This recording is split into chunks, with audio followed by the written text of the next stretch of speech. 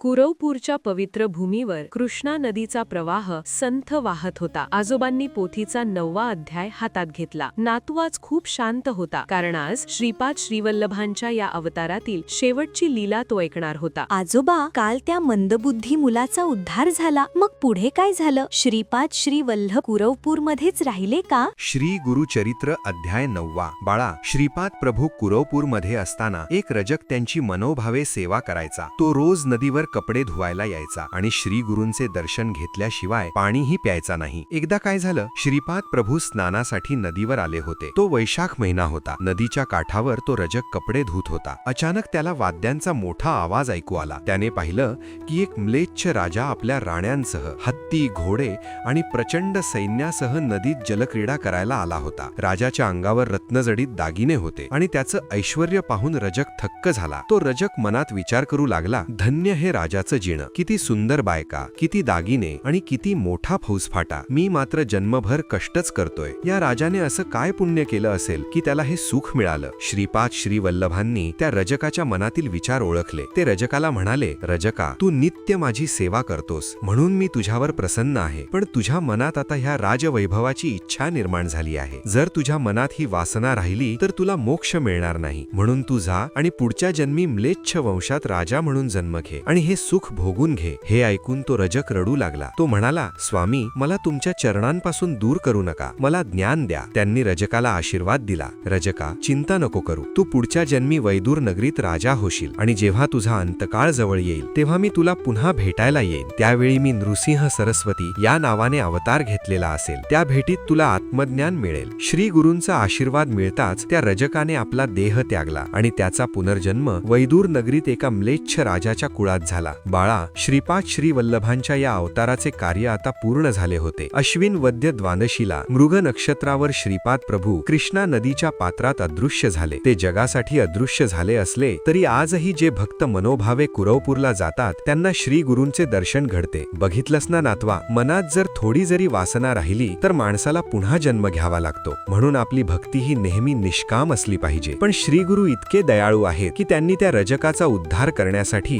पुढच्या अवतारात त्याला भेटण्याचं वचन दिलं. म्हणजे आता श्रीपाद श्रीवल्लभ नृसिंह सरस्वती म्हणून येणार? हो बाळा, आणि तो इतिहास तर अजूनच प्रेरणादायी आहे. तो मी तुला उद्या सांगीन. श्रीपाद श्रीवल्लभ अदृश्य झाले, पण दत्तगुरूंची ही अमृतधारा थांबलेली नाही. आता नृसिंह सरस्वती स्वामींचा जन्म कोठे होणार, अंबिकेचे वचन देव कसे पूर्ण करणार, हे आपण पाहणार आहोत उद्याच्या भागात. ही रजकाच्या मोहाची कथा तुम्हाला कशी वाटली कमेंट्स मध्ये नक्की सांगा. पाहत रहा आजोबांच्या गोष्टी सीझन 10, कलियुगी हाची आधार. श्री गुरुदेव दत्त.